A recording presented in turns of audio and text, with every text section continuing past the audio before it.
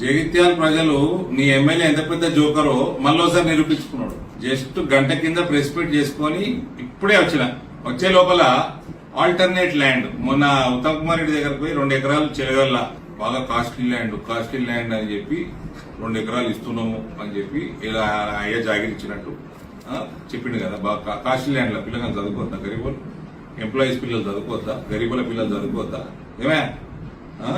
ఇప్పుడు ప్రెస్ మీట్ల పెట్టి 2 ఎకరాల స్థలము కేంద్రీయ విద్యాలయ సంఘటన ఒప్పుకోదు, కనీసం 5 ఎకరాలు ఉండాలి అని చెప్పి ఇటు వచ్చిన అప్పుడే కలెక్టర్ కి రాసిండు మీ joker. Alternate land double bedroom వెనకాల ఐటీఐ ఉందాడ అక్కడ ఇవ్వమని చెప్పి అప్పుడే రాసిండు. నేను కేంద్రీయ విద్యాలయ సంఘటన నేను ఎంపీని, నేను రిజెక్ట్ అవుతుంది అని చెప్పిన. రిజెక్ట్ అయిందా? నువ్వు ప్రపోజల్ పంపినావా? జగిత్యాల ప్రజలు గమనించాలి, ఈయనకి ఇక్కడ వెస్టెడ్ ఇంట్రెస్ట్ ఉన్నాయి, ఈయన సొంత ల్యాండ్లు ఉన్నాయా, అలా చుట్టాల ల్యాండ్లు ఉన్నాయా, ఈ ఎంత ఫస్ట్ నుంచి ఈయనే పెట్టాలి కేంద్రీయ విద్యాలయం. ఆడ డంప్ యార్డ్ ఉంది, కంపు కొడుతుంది ఐటీఐ వాళ్ళు ధర్నాలు చేస్తా ఉంటే ఇంతకు ముందు కూడా బీఆర్ఎస్ ప్రభుత్వంలో పెద్ద ఇష్యూస్ అయినాయి. ఆ కంపులో తీసుకుపోయి కేంద్రీయ విద్యాలయం పిల్లల్ని పెడతావు, నీ జాగాలు ఉన్నాయన్నాడు. సిగ్గుండాలే సంజయ్ కుమార్.